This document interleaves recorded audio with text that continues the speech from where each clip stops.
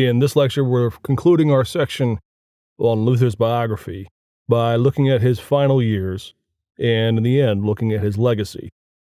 And we can begin by just noticing something very peculiar about some of the biographies of Luther. One of the things that always struck me whenever I first came to the subject was that the stories of Luther, inevitably, at least at the popular level, always seemed to end around 1531. The main focus, of course, was always from Luther and the Thunderstorm to Luther the Monk to Luther the Reformer, and even the focus on Luther's reforming efforts, whenever the story is told more quickly, always, I noticed, seemed to end roughly 15 or 16 years before his death.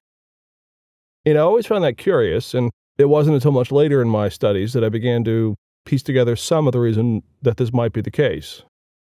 Because the fact of the matter is that Luther's Reformation, embodied in him personally, here is the man, the monk, who has stood up to the Catholic Church and who has provoked so many of the impulses that got the Protestant Reformation off the ground and that solidified it as a viable movement apart from the Catholic Church, that all of this context, in some ways, seems to be somewhat undermined by the rather frustrating and frankly troubling times of Luther later in his life. The end of the story, of course, is that Luther dies in 1546. And within a year, the armies of Charles V have attacked and assaulted the Schmalkaldic League and, by and large, have reimposed Catholicism across the entirety of the Holy Roman Empire. For a period of time, in fact, it seemed as if the Lutheran Reformation had come to a swift and steady end. That after the man himself had passed away, that Charles had secured the Catholic faith once and for all in Germany, and that Luther would go the way of every other heretic in medieval history as a mere blip on the screen. Now, Lutheranism fought back, and they eventually won their freedom, at least in general, and of course that led down into the wars of religion and the rather torturous fighting between Catholics and Protestants for some time. But I think the way that you can sum up Luther in the end of his life is perhaps best encapsulated by a description that Heiko Obermann used of Luther, in which he said that Luther is the last medieval man. Now, he's of course being a bit coy here.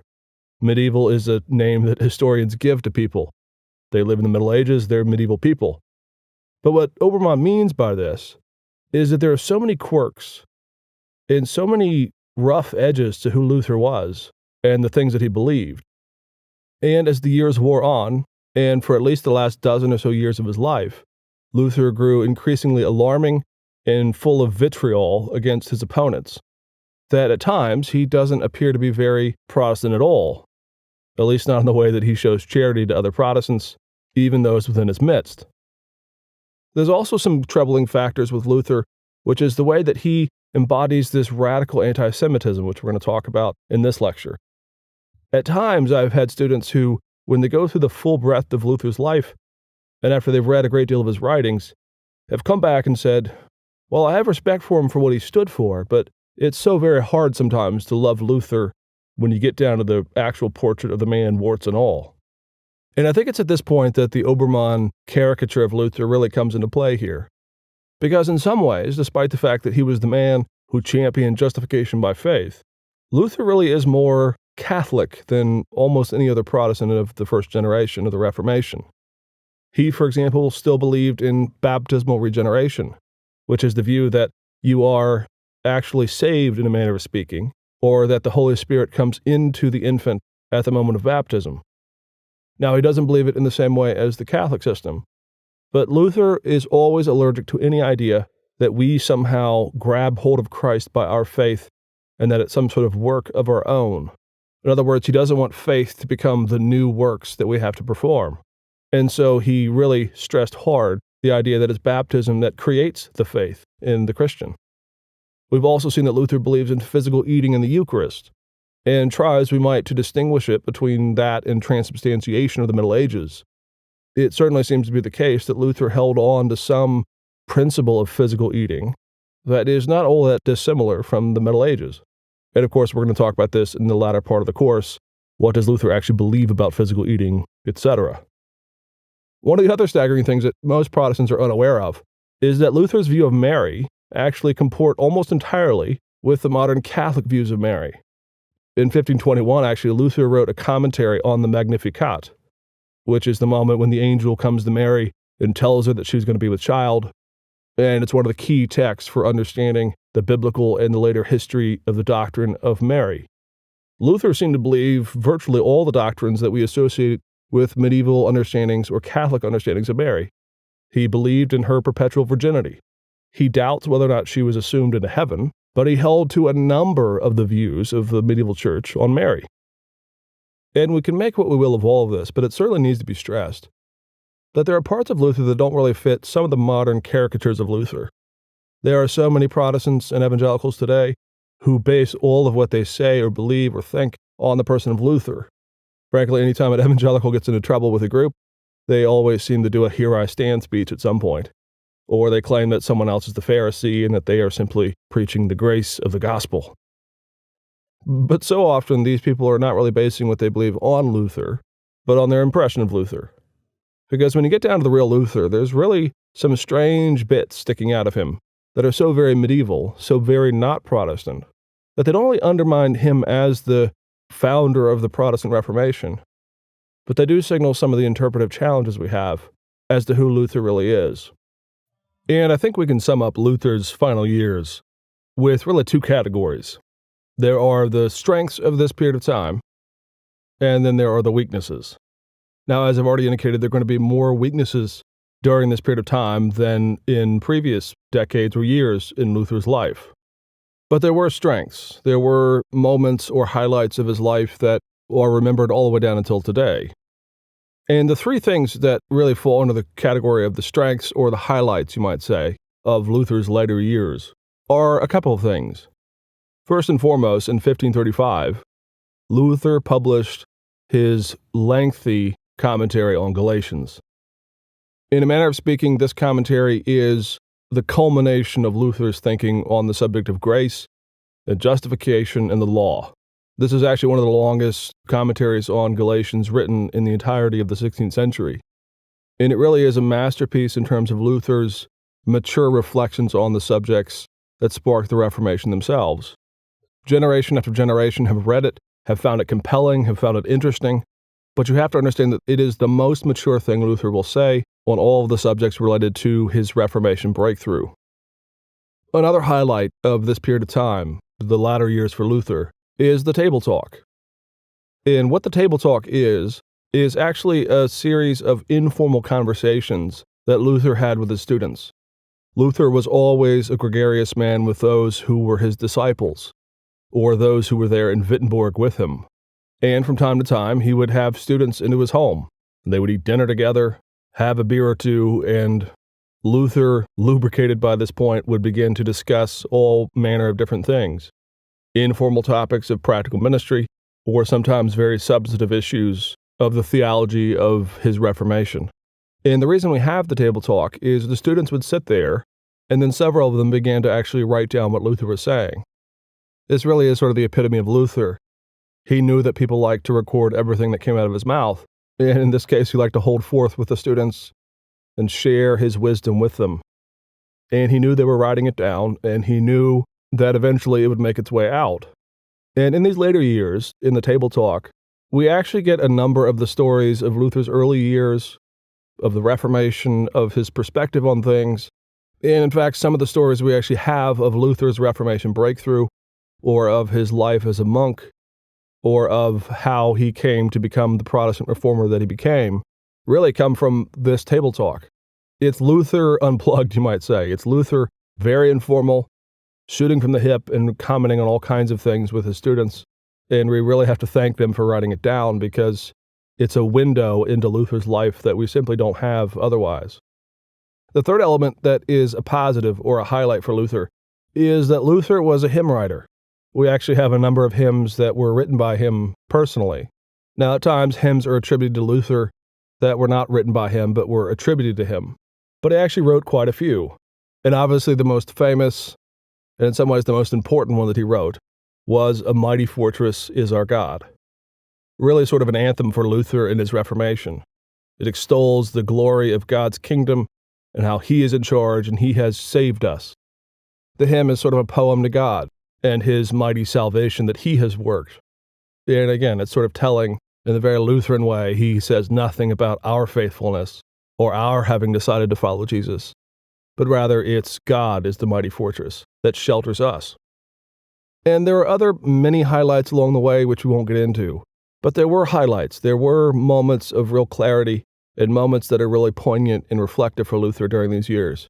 And I say this because what we're about to delve into in terms of the weaknesses of these latter years, I don't want you to misread out of context as if everything in Luther's later years was simply awful.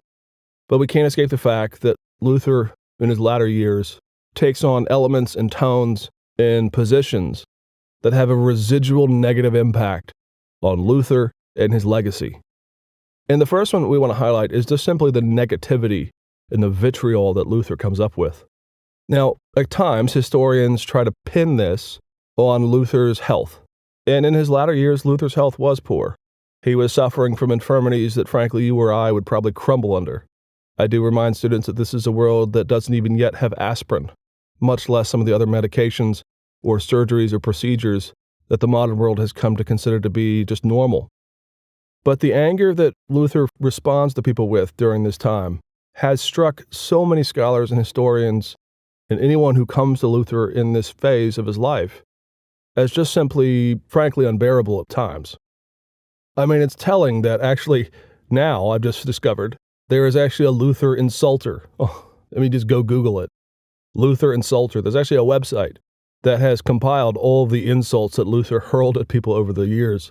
And you keep clicking this button and new insults get hurled back at you as you sort of run through a litany of the things Luther said about people or to people that challenge their very right to be called Christians.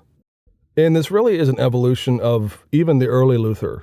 We have noticed throughout that Luther does have a capacity for real serious attack. Even someone as similar to his positions as Zwingli gets dubbed the Schwärmer.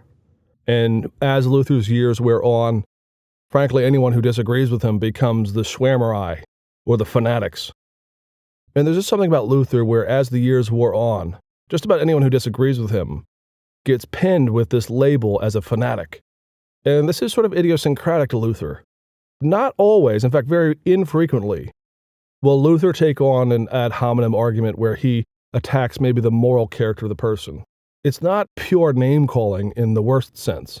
This is the 16th century after all, and it was actually quite common in polemic to mock not only the ideas of your opponent, but also their life, their moral sanctity, etc. So Luther's not the only one. But there's something in Luther where he doesn't simply attack who they are morally, but rather he always seems to attack the conscience of that other person, that they are somehow deluded, or that the devil has convinced them of the erroneous doctrines that are so abhorrent. There is kind of an intellectual or a theological attack on people in which there is no room for good-hearted difference of opinion on the inconsequential doctrines or on the matters that are indifferent for the fundamentals of the faith. To cross Luther is to cross against the Bible's teachings. And this really is not just modern sensibilities run amok. It's not that we're just genteel people today and we read Luther and say, boy, what a jerk. Again, we know that Luther was not the only one to engage in polemic. But even Melanchthon, after Luther's death, refers to this tone within the first several generations of Lutherans as this kind of rabid fury. That there is this attack dog mentality that is sort of carried on by Luther, by some Lutherans, not all, by any means, but that there is always this tone of polemic in which to challenge the Lutheran perspective, to challenge Luther himself, is frankly to be anti-Christian, no matter how generously or how indifferently you might be challenging non-essential doctrines. And I'm not going to try and explain why this is happening. We do know that there was bouts of insomnia. Luther, till the day that he died, continued to talk about his Anfechtungen, that the devil was attacking him and trying to convince him of alternative positions. There's even one case where he describes one morning that he wakes up and that the devil begins to argue with him about the teachings of Zwingli.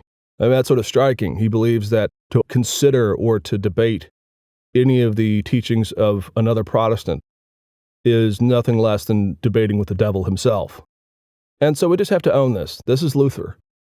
His negativity, his vitriol was really idiosyncratic and somewhat hard to square with the man that is sort of the popular image that we have of Luther now as the great German man who talked about free grace. But it's there, and in the latter years in particular, it grows increasingly troublesome as it grows in volume and in ferocity. The second issue for Luther that many find troubling in these latter years is the rise of his anti-Semitism. Really, the anti-Semitism in Luther is one of those issues that historians and people who are fans of Luther have trouble really putting into context or finding a place for. Just as we saw in the lecture on politics, where some of Luther's legacy with the Nazi regime was leveraged in order to propel Germany into a particular national political view that paved the way for the rise of the Third Reich. In particular, Luther's anti-Semitism was leveraged by just about everyone at this point to justify many of the atrocities of the Holocaust. Hitler's right-hand men, for example, were known to be fans of Luther's anti-Semitic rants that come from the latter decade of his life. And we need to sort of tell this story because we have to understand it and we have to look it square in the eye. In 1523, there was this sort of heady optimism by Luther that he was going to win the German peoples to the faith. In 1523, for example, he wrote a book called Jesus Was Born a Jew, in which he lays out a paradigm in which the Jewish people should just simply embrace the faith because now that the Protestant regime was in place and that it was on the ascendancy, that the true gospel of the true Messiah could now be communicated to those who were Jewish in the German regions. Well, by and large, that is all he really says on the subject for a number of years. Suddenly, though, in 1543, Luther published a book called On the Jews and Their Lies. And this is, without a doubt, one of the most important and the most heinous anti-Semitic rants of the entire history of anti-Semitism. And we just have to simply call it that. There's really no getting around the language that Luther uses here or the things that he calls for in this book. We can give it some context. Historians of anti-Semitism have commented that the language that Luther uses in this book is not typical anti-Semitism, which is born mostly out of an issue of racism, nor is it part of the more medieval hysteria about Jews and the blood libel as Messiah killers. Luther doesn't rehash any of those more traditional arguments of anti-Semitism. Still, historians have also pointed out that Luther's comments are actually more violent than some of even the most hysterical medieval texts against Jews. Luther actually in the text calls for the following actions. He says that synagogues ought to be burned to the ground, all throughout Germany. Just burn them all. He also argues that the property owned by Jews throughout Germany ought to be confiscated. And then finally, that the Jews should be expelled entirely from the German regions. Again, even in the most heinous comments in the Middle Ages, the hysteria, etc., that you sometimes see around, for example, the times of the Crusades, you rarely, if ever, get a comment like this, that Jews ought to be forced not to worship, that their synagogues should be burned entirely, and that Jews en masse ought to be expelled from Germany. Luther goes on to say that the Jews speak for the devil. They lie. And he makes some allegations that there had been some Jews who were converting Christians to Judaism. And that seems to be sort of the nugget of the issue in Luther's mind, that here were Christians, ostensibly Protestants and Lutherans, who had come over to the Jewish faith because of some proselytizing by Jews. And so this book is just simply an anti-Semitic rant calling for violence against the Jewish people. Again, for Luther, the Jews are not simply wrong. They're not simply problems that they simply won't convert to the faith. Rather, they are inherently diabolical. And he justifies his tirade and the call for all of this action against the Jews on the text of Deuteronomy 13, where it said that the Jewish nation is to kill idolaters and burn the cities to the ground. But Luther uses this text in a somewhat ironic twist, frankly, to justify action against the Jewish people. And there's a couple of strange things that Luther does here. First and foremost, Luther makes the claim that the Old Testament is actually Christian, not Jewish. And sometimes people scratch their head about that. It seems to make no sense. Well, Luther is basing this on some of the New Testament passages, of course. For example, Peter, that talk about how the Old Testament people looked to the culmination and the fulfillment of the prophecies, and that after the cross and the resurrection and Pentecost, there is a sense in which they looked forward to the time that Christians can now live in the fulfillment of the revelation of God in Jesus Christ. And so when he says that the Old Testament is Christian, he means in this a theological or a hermeneutical position, that it's Christians who are reading the Old Testament correctly. In other words, he's saying that Jews do not read the Old Testament correctly, that they pervert it, and that they are persuaded by the lies of the devil to believe that the Old Testament is in keeping with their faith. And Luther really doesn't only write the one track. For the remainder of his life, for the last 3 years, there is something of an anti-Semitic tirade going on so frequently in his mind. In fact, according to the records, the very last sermon that Luther preached, the day before he died, was an openly anti-Semitic rant, more fervent and more, frankly, hysterical than even this book on the Jews and their lies. And so it's probably no wonder then why the Nazi regime and why the anti-Semitism within Germany in the early part of the 20th century reached back and grabbed a hold of Luther's comments here. Again, we just simply have to look this in the eye. This is not a one-off thing. This is not a stray letter. This is an openly published book and a series of tirades for the last 3 years of Luther's life, where he takes on this position that he wants the Jews expelled from Germany entirely. And in fact, so problematic is this legacy of Luther's that actually when historians got together to compile the complete works of Luther, they actually debated long and hard whether or not to include this book. And that's telling, because here was a committee coming together to compile everything that Luther had written, letters, table talk, everything. And so concerned were they of the legacy of this book and of Luther's anti-Semitism that they considered taking the frankly unique position that it was too dangerous to simply reassert into publication. And people who love Luther have to take this into account. This is not simply a man confused or a man unable to reckon with the reality of the day, nor is this simply Luther as a man of his times. Frankly, there is not one other shred of evidence that Protestantism in general shared many or, frankly, very much of any of these perspectives. There's actually a long history, for example, of the Swiss reformers, the people that we're going to call the Reformed tradition, of having a relatively healthy interaction with Jewish people. Certainly not great by any standards of today, but certainly no one published anything like On the Jews and Their Lies during the course of the Reformation besides Luther. And so maybe one of the ways to look at it is, while Luther's legacy on the relationship of politics and violence is murky, it simply is the case that Luther is one of the fathers, frankly, of German anti-Semitism. And so if we're going to take an honest look at the man, this is one of the things that we have to reckon with. Now, to sum up, the legacy of Luther is varied and complex. On the one hand, he was, as Calvin called him, the apostle of the Reformation. He was the man without whom there would be no Reformation, frankly. He led the charge. He was first to the front lines, and he put his life on the line from the very beginning in order to champion his Reformation breakthrough and his understanding of the teachings of Paul and the New Testament on justification. He also contributed enormously to the conversation theologically and pastorally of the legacy of Protestantism. He wasn't always clear on his doctrines, but then not everyone was.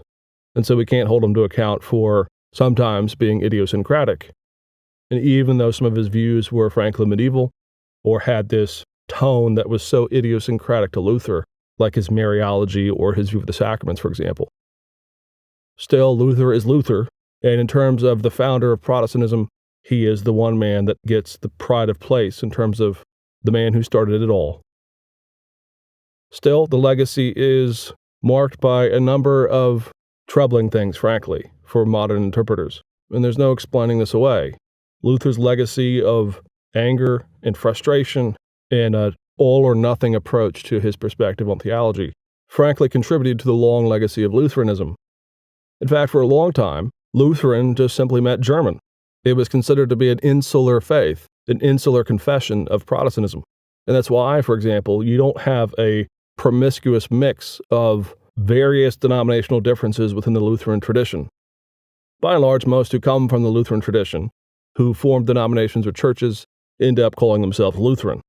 Well, if you compare that with the Reformed and the Swiss, who were relatively weak in their power base and who were desperate at times for networks of connections and of people who are like-minded around Europe, you see this kind of opposite push. The Reformed people were as promiscuous as you get, theologically speaking. So you get Reformed movements in France, in the Netherlands, in England, in Scotland, in Switzerland, and even in southern Germany. And the long legacy of the Reformed tradition was one of attempts at compromise and of attempting to spread the Reformed perspective on things in as many different contexts as possible. Now, that's not to say that one is good and one is bad, but rather the legacy of Luther and of the theology of Luther in general is that it really sort of forms an all-or-nothing system in many ways. It's hard, for example, to consider someone Lutheran until really the 20th century if they don't embrace the full spectrum of Luther's perspectives on things like the Eucharist or the two kingdoms or any of a number of other doctrines. To be Lutheran, not surprisingly following Luther himself, has historically meant to follow the teachings to a T of the great man Martin Luther. Okay, that's it for Luther. We have gone all the way through his context and his life, and in our next lecture, we're going to kick off lectures on Calvin and Calvinism.